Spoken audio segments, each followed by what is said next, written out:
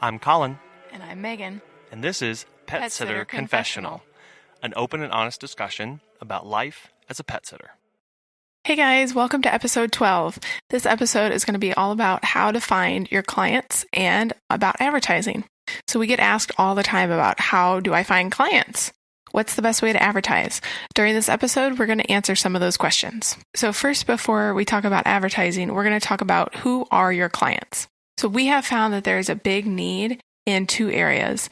The first is elderly pet care, and the second is medicated pet care. And a lot of times those two go along together because a lot of times the pets that need the medication are elderly pets. These people typically seek out this kind of pet sitting because either kennels or other boarding facilities won't take their pets, or it would be way too costly for them to be able to have that kind of service. And so this is an alternative that we have found a lot of people are very surprised exists, to be able to have their dogs cared for in someone else's home or in their home and not have to take them someplace. So we specialize in providing those kind of services, like Colin was saying. Through gaining the experience and the referrals over the years, our clients know that we specialize in those areas. And we have an elderly dog ourselves. When thankfully he doesn't need medication yet, but he is almost 12 years old. He's a little dachshund named Kobe, and he is just wonderful. Our favorite. Yes. So you may see a big need for puppy care or walks in your area, like we've talked about before, especially in larger cities where if a client has a puppy and they're not able to come home during the day because they work long hours or they need walks in the middle of the day. So part of the research is talking to clients that you do have about their needs and then getting to know the groomers and vets in the area and asking what they see is a need that you can fill. So you could specialize in a certain kind of care. That's a great way to be able to charge more and higher prices. And you could also seek out getting specialized training and certifications for that so that people can, again, know and trust you for that care whenever they need it. Or on the kind of other side of that is to aim for the middle of that bell curve of needs to be filled and clients to go after. And just kind of go for the biggest audience possible to kind of grab as much as you can to see the most growth. One concern with specializing too much is that it may limit your growth potential if the market is too small. So once you figure out who your clients are, then you can go ahead and start advertising to them. So what are some of the best ways to advertise? Well, there's a lot of different ways. And some of them include business cards. You can deliver business cards to groomers, to PetSmart or Petco, to veterinary offices. There's also an option to do bulletin boards at a local community center. Some people do yard signs. We got listed on Yelp when we first started, and that was another way of making sure that our name bubbled up to the surface when people did searches. But just a cautionary tale, it is almost impossible to get that taken down or edited once it's up, which we really struggled with once we moved and trying to get our old business address taken down. It was quite the ordeal. So just know that some of this stuff you have to be cautious with so that you don't get too involved with it. So Yelp will say that you are a closed business, but I don't believe there is an option to completely delete your business and remove it. Another online option is a website called nextdoor.com.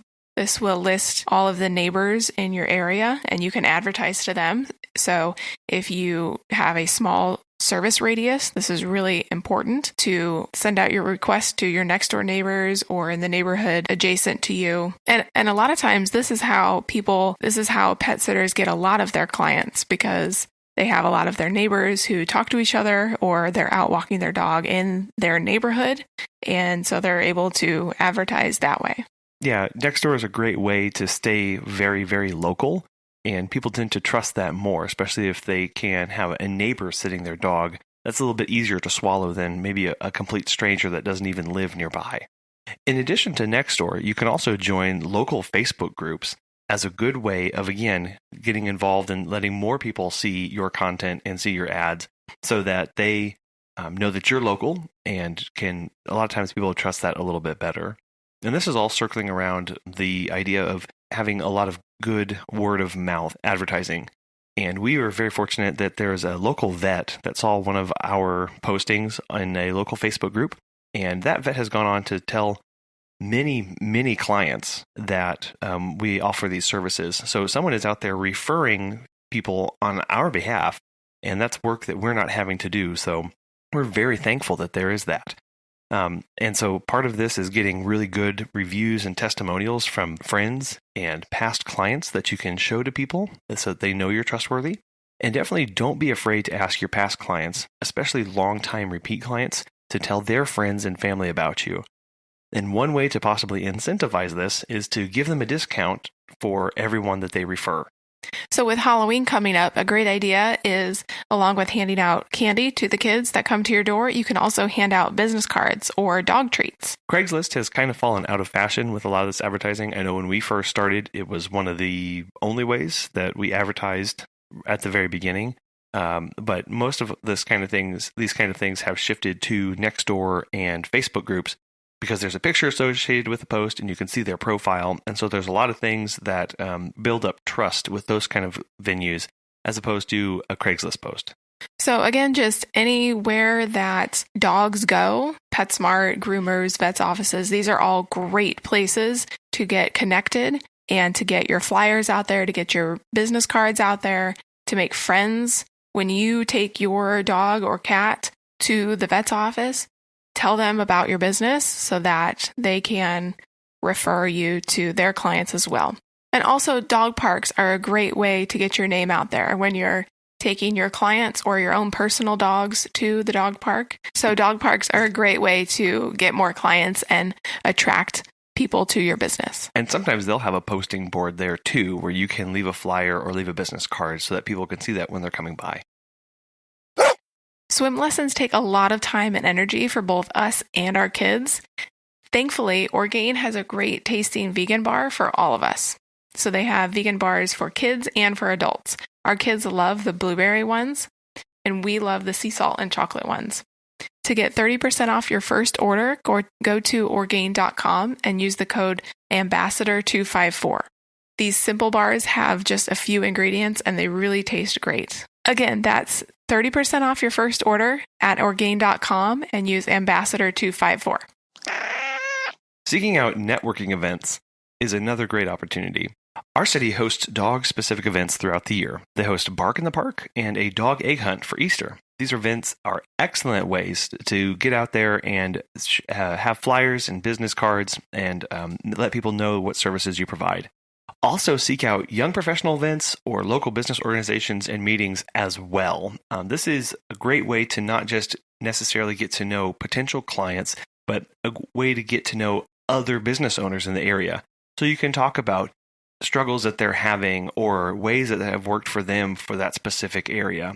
There's a group in our town that gets together about once a month of small business owners to socialize and brainstorm how to strengthen the business community, as well as to make sure that everybody's kind of on the same page as where they want to be going. So again, that might not be a specific finding brand new clients to PetSit, but it is a way to get connected with other business owners to know how to market and options that they're using. An awesome way to advertise is to get a car magnet. Some people do just their back windshield or a little side panel on the door, but I've also seen entire cars wrapped in their logo, which is pretty cool to see. Be cautious though. Some people don't like to do this because when you are at somebody's house, that lets other people know that the owner isn't home. So it could potentially be a security issue. But for others, they don't mind at all. Another great way is to get t-shirts made, as I mentioned, so you can wear them out when you go to the grocery store or dog parks, or really anywhere that you go, just to let people know that you are a pet sitting business.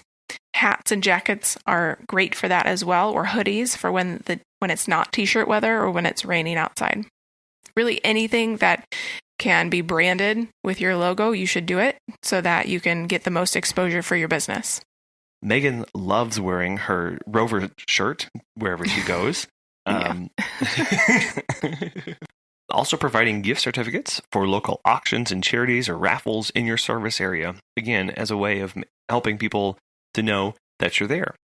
Social media is also huge. As we all know, it's a way to get your name out there, so create your own Facebook page, Instagram account for both you and your business. Now, part of that is making sure that you have removed all negative social media images of yourself. So if there are things that you'd rather not people know about, once you start this advertising and people start searching and looking specifically for you, you'll want to make sure that those aren't there.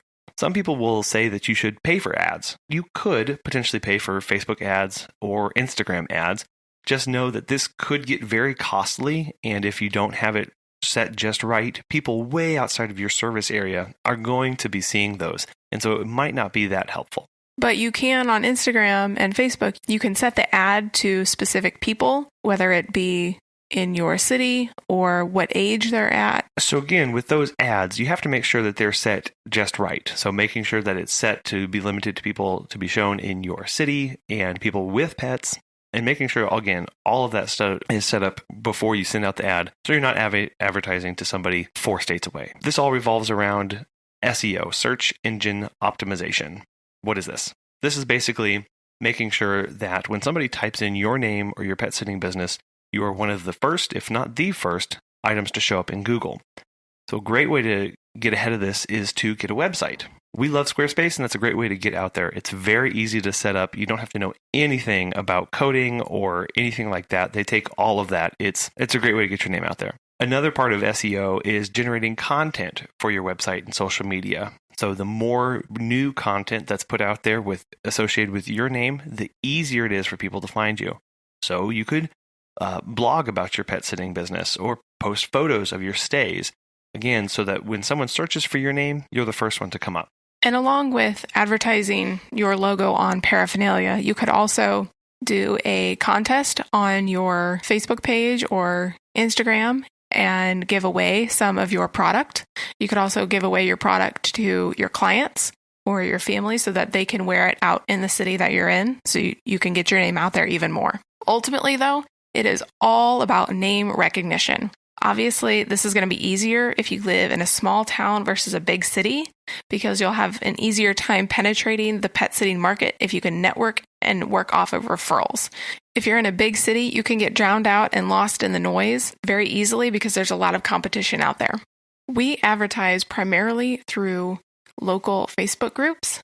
So the buy, sell, trade groups on there, we post our link on there. Mm-hmm. Also the local city groups where people talk about things going on in the city. Yep. And then also Nextdoor as well for the neighborhood local community. And then referrals, as we've mentioned as well. That's been huge for us, and we've been very thankful for the people who continue to refer us to their friends and family. We used to give out a lot more business cards than we currently do, and I think that's part of the fact that as we've gotten more referrals and posted to those other groups, we've kind of switched how we've chosen to advertise over the years. We hope that this episode has provided you with some options about when you're going to advertise your business. And I think that wraps up our thoughts on advertising. But if you have anything else that we missed or questions, you can send your feedback to feedback@petsitterconfessional.com. You can follow us on Facebook and Instagram at PetsitterConfessional.